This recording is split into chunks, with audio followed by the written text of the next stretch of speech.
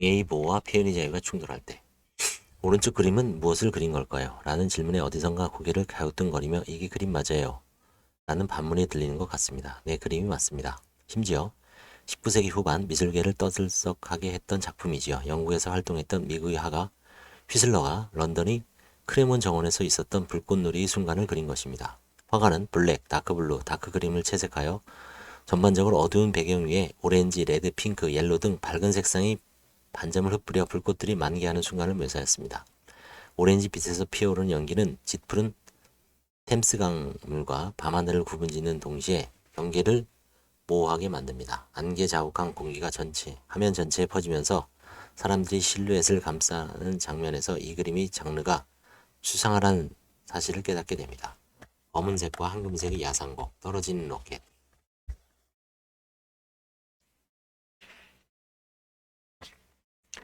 이라는 작품 제목도 예사롭지 않습니다. 화가는 밤하늘로 쏘아올린 불꽃들이 터지는 광장에서 로켓 엔진이 내뿜는 불씨들을 떠올렸던 모양입니다.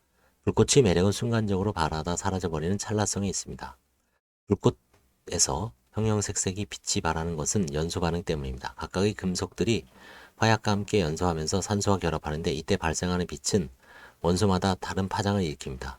따라서 화약에 혼합된 금속마다 서로 다른 색깔로 빛나는 불꽃을 만드는 것이죠.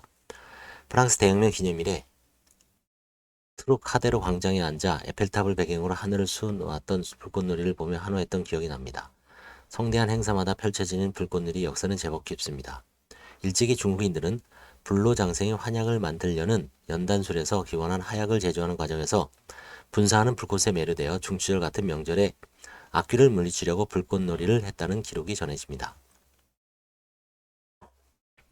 이것이 13세기여 마르코 폴로를 통해 유럽으로 전파되었죠. 예나 지금이나 불꽃놀이에 빠지지 않는 게 음악입니다. 휘슬러는 드뷔시의 야상곡에 영감을 얻어 이 그림을 그렸습니다. 그림의 제목에 야상곡이 붙은 이유입니다. 사실 야상곡은 고요한 밤의 분위기를 나타낸 서정적인 피아노 곡으로 왠지 불꽃놀이하고는 어울리지 않습니다. 쇼팽이 야상곡을 떠올리면 더욱 그렇습니다. 하지만 드뷔시의 야상곡은 다릅니다. 구름과 축제, 사이렌을 주제로 하는 세계의 관현악곡으로 듣는 이에게 꿈과 환상을 불러일으킵니다. 휘슬러가 연금을 얻을 만하지요. 예술이야 사기야.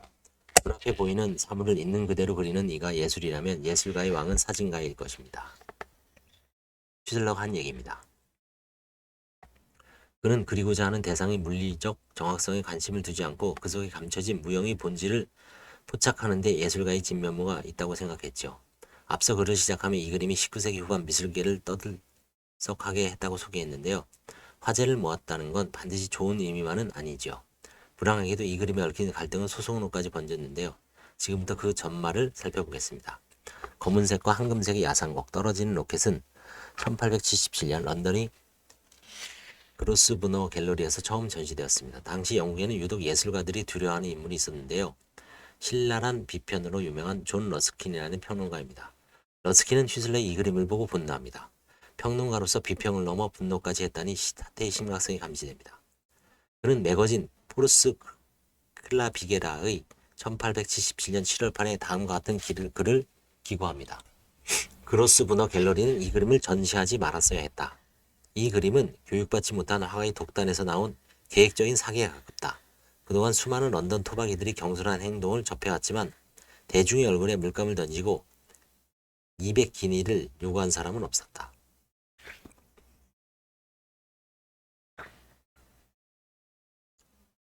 악평도 이런 악평이 없습니다. 러스킨은 낭만주의 화가 터너의 작품을 좋아하는 평론가인데요. 터너처럼 미술에서 자연을 섬세하게 묘사하는 근면함을 강조해왔죠. 이러한 예술을 가진 러스킨에게 휘슬러의 그림은 불편할 수밖에 없었습니다. 문제는 러스킨처럼 저명한 평론가의 말과 글은 파급력이 크다는 사실입니다. 러스킨의 주장대로라면 휘슬러는 예술을 빙자한 사기꾼인 셈이죠. 휘슬러는 가만히 있지 않았습니다. 러스킨의 혹평이 자신의 명예를 심각하게 훼손했다며 러스킨을 상대로 2,000파운드의 손해배상과 소송 비용을 청구합니다. 이 명예훼손 소송은 세간의 화제를 모았을 뿐 아니라 예술의 본질과 목적이 무엇인지 화두를 던집니다. 평론가들이 예술 비평은 어디까지 허용되어야 하고 예술 지상주의는 과연 얼마나 신성불가침한 영역인가에 대한 논쟁에 불을 붙인 거죠. 하지만 정작 재판 자체는 그다지 생산적인 논쟁의 장이 되지 못했습니다. 러스킨이 제자로 재판의 증인으로 나선 화가 존스는 휘슬러의 작품은 분명 훌륭하지만 그렇다고 뛰어난 걸작이라고 하기에는 무리가 있다. 구도가 불완전하다. 구도는 색상만큼이나 중요하다라고 증언했는데요. 존스의 말대로라면 휘슬러의 작품은 예술성이 부족할 뿐 사기에 해당하진 않습니다. 이에 대해 휘슬러는 법정에서 자신의 예술적 가치관에 대해 일장연설합니다. 예나 지금이나 예술가가 공적인 자리에서 자신의 창작 행위에 대해 얘기할 기회는 그리 많지 않죠. 아무튼 휘슬러의 주장은 법정 안 청중들이 박수까지 받을 정도로 설득력이 있었다는 후문입니다. 물론 이를 지켜보고만 있을 러스킨이 아니었죠. 러스킨의 변호인은 작품을 해치우는데 라는 모욕적인 단어를 사용하면서 그림을 그리는데 시간이 얼마나 걸렸냐고 휘슬러에게 묻습니다. 휘슬러가 그림을 그리는데 전혀 노력을 기울이지 않았고 심지어 그가 장난하듯 휘갈겼다는 인상을 재판장과 배심원들에게 심어주려는 의도였죠. 휘슬러는 이틀 걸렸소 라고 답변합니다. 그러자 러스킨의 변호인은 겨우 이틀간의 작업 대가가 200길이나 되냐며 휘슬러를 공격하자 휘슬러는 기다렸다는 듯 이렇게 말합니다. 아니요, 내 생애 전체를 통해 깨달은 지식에 대한 가치를 매긴 것입니다. 당시 배심원 심리에서 법원은 피고인 러스킨이 매거진에 기고한 비평글 중 계획적인 사기라는 표현에 주목했습니다. 이는 원고인 휘슬러의 인격에 대한 진술이지 그의 작품에 대한 의견 표시가 아니라고 하면서 비평가들에게 주어지는 제한적 면책사인 공적 논평에 해당하지 않는다고 했습니다. 배심원들은 원고인 휘슬러의 손을 들어줬지만 배상액은 단지 1파딩에 불과했습니다. 심지어 소송 비용은 각자 부담하라고 했습니다. 휘슬러와 러스킨 모두에게 가혹한 판결이었죠. 휘슬러는 승소했지만 변호사 비용을 마련하고 진 빚을 갚기 위해 저택과 작품들을 팔고도 부족해 결국 파산하고 말았습니다. 러스킨은 어땠을까요? 그는 폐소의 충격으로 심각한 신경쇠약 증세에 시달리다 하던 일까지 접어야 했는데 명예로운 옥스퍼드 대학교 교수마저 사임하고 맙니다. 타인의 명예를 훼손한 자의 명예도 사라져버린 셈이죠. 그는 사임의 변으로 평론가의 견해를 표현할 방법을 영국 법원이 막는 한 나는 교수직에 이을 이유가 없다라고 했습니다. 영국의 사법부가 예술에 대한 자유로운 평론을 보장하지 않았다는 겁니다. 휘슬러 대 러스킨의 명예훼손 재판은 미술계를 넘어 영국 사회 전체에 크게 회자됩니다. 당시 이 사건을 다룬 언론 기사들 가운데 인상적인 카툰이 있습니다. 매거진 펀치에 실린 커트니스트 샘본이 그린 것입니다. 가발을 쓴 판사는 휘슬러에게 커다란 파딩 조화를 선물하며 그가 승소하여 받은 대가가 얼마나 초라한지를 풍자합니다. 러스킨에 대해서는 훨씬 더 신랄합니다. 러스킨을 비꼬는 예술이라 불리는 벌판에 앉아있는 늙은 펠리컨이란 표현에 맞게 묘사했는데요. 러스킨은 마치 참수형을 당하는 죄인처럼 고개를 숙이고 있습니다. 카툰 하단에 머리가 둘 달린 뱀은 재판의 최종 결과를 가리킵니다. 머리에 비용이라는 라벨이 붙은 뱀은 휘슬러와 러스킨 모두를 향해 혀를 날랭거리며 결국 양측 모두 패소했음을 알립니다. 휘슬러 대 러스킨 재판은 예술가의 창작과 평론가의 비평이 충돌하면서 빚어진 갈등에 대한 법리적 논쟁을 불러일으킨 계기가 되었습니다. 휘슬러는 막대한 소송 비용으로 파산에 이르겠지만 미술에 있어서 창작의 범위를 확정시켰다는 평가를 받았습니다. 회화에서 대상을 진지하고 섬세하게 묘사하는 기법도 중요하지만 화가의 추상적인 감성 또한 존중받아야 한다는 것입니다. 수많은 물리적 시간과 노력을 기울여야 하는 사실화가 회화의 중심을 이룬 영국의 화단을 저격한 것이죠. 예술이냐 변기냐. 휘슬러의 추상화가 예술이냐 사기냐에 대한 다툼은 오늘날 더 이상 논쟁거리가 되지 못합니다.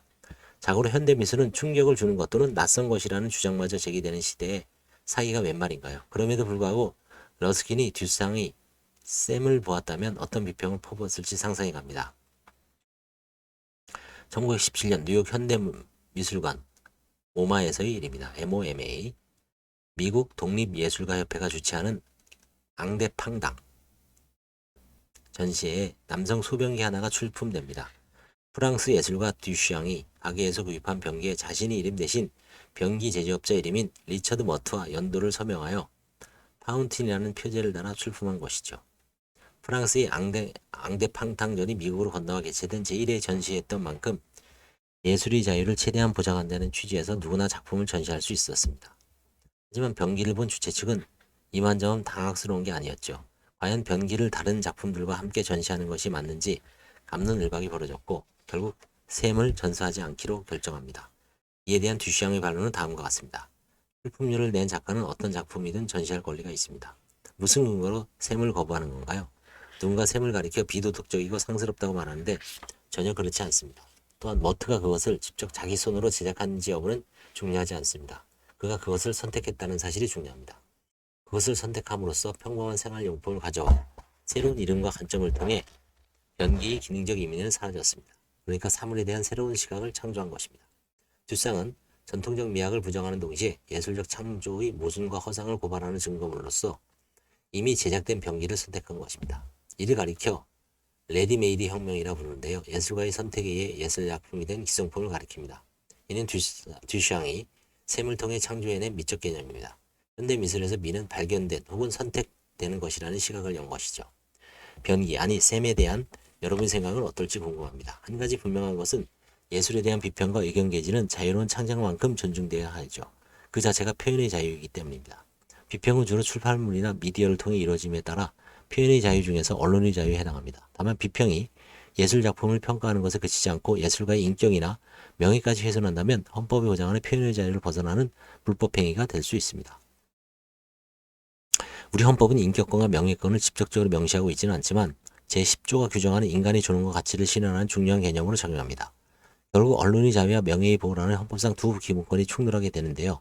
이 경우 두 기본권이 법익 사이에 무엇이 우선하는지에 따라 이익 경영의 문제로 귀결됩니다. 명예의 보호냐 표현의 자유냐.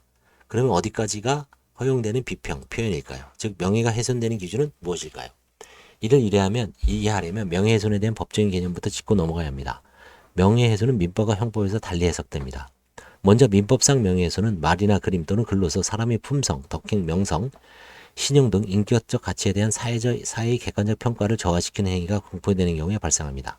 민법상 명예훼손은 불법행위로 손해배상에 따른 위자료를 청구할 수 있습니다. 764조 제1항. 형법상 명예훼손은 공연히 사실이나 허위사실을 적시하여 타인의 명예를 훼손함으로써 성립합니다. 여기서 공연이란 불특정 또는 다수인이 인식할 수 있는 상태를 말하는데 특정된 1인에게 한 말도 결과적으로 불특정 또는 다수인에게 전파될 가능성이 있으면 공연성이 인정된다고 봅니다. 다음으로 사실 역시는 그 표현과 함께 전체적 취지의 발언의 맥락을 고려할 때 개인적 의견 진술이 아니라 사실의 표현이 타인의 사회적 가치나 평가가 침해될 가능성이 있을 정도로 구체성을 띄어야 됩니다. 그런데 형법상 명예훼손죄는 그것이 진술이든 허위이든 적시된 사실이 진위 여부에 관계없이 성립합니다. 다만 적시된 사실이 허위라면 형이 가중됩니다. 그리고 타인의 명예를 훼손할 정도의 사실을 적시한다는 고의가 있어야 합니다. 아울러 명예훼손죄는 피해자 측이 고소가 없어도 검찰이 기소할 수 있는 반의사 불벌죄입니다. 반면 공연히 허위 사실을 적시하여 사자의 명예를 훼손한 경우에서는 사자 명예훼손죄가 성립할 수 있는데 반드시 친족이나 자손이 고소가 있어야 성립하는 친고죄라는 점에서 차이가 있습니다. 그런데 공연히 사실을 적시하여 타인의 명예가 훼손되었을지라도 정당방위이거나 피해자의 승낙이 있는 경우 또는 진실한 사실로서 오로지 공공의 이익에 부합하는 경우에는 위법성이 조각되어 처벌되지 않습니다. 형법 제310조. 여기서 조각이란 쉽게 말해 위법성이 사라진다는 뜻입니다. 민법상 명예훼손에 비해 형법상 명예훼손죄를 자세하게 다룬 것은 그 존치 여부를 두고 나라마다 다툼이 있기 때문입니다. 영국은 다음의 이유를 들어 지난 2010년에 법무부 장관이 명예훼손죄의 폐지를 선언했습니다. 형법상 명예훼손죄는 오늘날처럼 표현의 자유가 권리가 아니었던 지나간 시대의 범죄다. 여전히 언론을 제한하는 다른 나라들에 대해 형법상 명예훼손죄를 폐지함으로써 영국은 본보기가 될 것이다. 영국은 명예를 지키려고 결투나 보복을 하는 사람들을 막기 위해 13세기에 명예훼손법을 제정한 이래로 다른 사람의 명예를 침해한 행위가 사실이든 거짓이든 상관없이 형사처벌해 왔던 것입니다. 미국도 사실상 명예훼손죄가 없습니다. 1964년 루지애나 명예훼손 처벌법을 위헌이라고 한 게리슨 대 루지애나주 판결 이후 뉴욕과 캘리포니아주를 포함한 여러 주의 법원에서 명예훼손 처벌 조항을 위헌 결정했거나 주의에서 자발적으로 폐기했죠. 일부 몇몇 주에서 허위사실 명예훼손죄를 두고 있지만 검찰이 기소하는 사례는 거의 없습니다. 미국은 명예훼손죄를 사문화시킨 대신 징벌적 손해배상 제도를 활용하여 민사상 손해배상 책임을 묻고 있습니다. 특히 타인의 명예보호가 아니라 사생활 비밀보호, 프라이버시권에 근거해 민사상 책임을 지우고 있죠. 정치인 등 공인의 공적 사안에 대해서는 손해배상의 범위를 크게 제한함으로써 표현의 자유와 알 권리를 최대한 보장하는 것입니다. 미국에서 민사상 불법행위로 간주되는 명예훼손의 경우에는 그 범위마저 매우 제한적입니다. 즉 가해자가 고의 또는 과실로 피해자의 명예를 훼손하는 사실을 피해자가 아닌 제3자에게 공개한 경우에 한합니다. 따라서 가해자가 피해자와 1대1 대화에서 명예를 훼손하는 발언을 했다면 불법 행위로 보지 않습니다. 뿐만 아니라 피해자가 가해자의 해당 발언 내용에 동의한 경우에도 명예훼손은 성립하지 않습니다. 아울러 해당 발언이 사실인 경우에도 불법 행위로 보지 않습니다. 명예의 보호보다 표현의 자유. 미국에서 명예훼손 범위와 관련해 흥미로운 그림들이 있습니다. 먼저 살펴볼 작품은 컬런이란 화가 그린 우리 명예로운 자유의 판사님입니다. 화가는 과거 자신이 연루된 절도 사건을 담당했던 판사 제프리 엘버시를 머리에 뿔이 나고 염소의 발굽과 꼬리가 있는 악마의 모습을 그렸습니다. 컬런은 이 그림을 자신의 갤러리 개업을 홍보하는 전단지에 넣어 인쇄합니다. 엘버시 판사의 옐로우 페이지 광고를 함께 게재함으로써 누가 보더라도 이 그림이 모델이 엘버시 판사임을 알 수 있게 했죠. 이에 분노한 엘버시 판사는 컬런이 자신의 명예를 훼손했다며 소송을 제기했습니다. 그러나 법원은 원고인 판사가 공적인 역할을 하는 공인으로서 그에 대하여는 표현의 자유가 넓게 인정돼야 하고 위 그림을 본 누구도 엘버시 판사를 실제 악마라고 생각하지 않아 전단지에 있는 그림은 사실적 시간인 의견 표명에 불과하다고 판시했습니다. 명예보다는 표현의 자유 보호에 방점을 찍은 것이죠. 이어서 화가 폴 조지의 뮤즈 강도를 살펴보겠습니다. 이 그림에서 화가는 동료 예술가인 실버만과 시아니를 칼을 든 강도로 묘사했습니다. 이에 실버만과 시아니는 조지를 상대로 징벌적 손해배상금으로 3만 달러를 청구하는 소송을 법원에 냈습니다. 몬과 피고는 모두 미술계에 잘 알려진 예술가들로 친한 친구 사이였지만 예술에 대한 가치관이 충돌하면서 갈등이 생긴 상태였죠. 몬고는 피고가 이 그림을 최소한 1회 이상 전시에 선보여 명예를 훼손했다고 주장했습니다. 피고는 칼을 든 3명의 남성이 붉은 천으로 몸을 가린 여성을 암살하는 장면을 그렸습니다. 강도들은 신원을 숨기기 위해 가면을 쓰고 있지만 아이러니하게도 가면은 자신의 얼굴입니다. 즉 시아니와 실버만의 얼굴이 새겨진 마스크를 쓴 두 남성은 소화전에서 피가 뿜어나오는 어두운 골목에서 예술의 뮤즈인 여성을 칼로 위협합니다. 피고는 그림 속 장면이 단지 우화적일 뿐이라고 항변했습니다. 반면 몽고는 그림에 자신들을 조롱하고 경멸하는 의도로 강도로 묘사해 명예가 훼손됐다고 주장했습니다. 법원의 배심원들은 이 그림이 원고의 명예를 훼손했다고 편결했습니다. 반면 항소법원은 그림 속 묘사가 명예훼손이 성립되기 위한 악이나 경멸의 수준에 이르지 않는다고 했습니다. 즉 상식적인 사람이라면 이 그림을 보고 원고가 폭행이나 살인 같은 범죄에 실제로 가담했거나 그렇게 할 의도가 있다고 여기지 않을 것이라고 했죠. 아울러 이 그림은 숨겨진 의미를 전달하기 위해 비유와 상징을 사용했다는 점에서 분명히 우화라고 봤습니다. 즉 제목에 뮤즈라는 단어를 사용한 맥락에서 알 수 있듯이 그림 속 여성은 예술을 상징하며 원고의 예술적 신념과 활동이 예술을 파괴하는 장면을 비유한 것일 뿐 강도 행위를 묘사하지 않았다는 것입니다. 이 소송은 1974년부터 82년까지 무려 8년 동안 이어졌는데요. 법원이 이 판결에서도 표현의 자유와 명예의 보호라는 두 기본권이 충돌할 경우 표현의 자유를 더 우위에 둔 것입니다. 진실이 명예에 앞서는 이유. 표현의 자유를 최대한 보장하는 전 세계적 흐름에 맞춰 우리나라도 미국이나 영국처럼 형법상 명예훼손죄 조항을 없애는 게 맞을까요? 즉 명예훼손에 대해서 민사상 손해배상 책임만 묻는 것으로 충분할까요? 명예훼손에 있어서 징벌적 손해배상 제도가 없는 우리나라에서는 수사기관을 통해 분쟁을 해결하는 것이 불가피해 보입니다. 다만 내용이 사실로 판명된 경우까지 명예훼손죄로 처벌하는 것은 지나쳐 보입니다. 공익 목적이 있는 경우에는 위법성이 조각되어 형사처벌되지 않지만 판사에 따라 공익성의 기준에 대한 판단이 달라질 수 있다는 지적이 끊임없이 제기되는 이유입니다.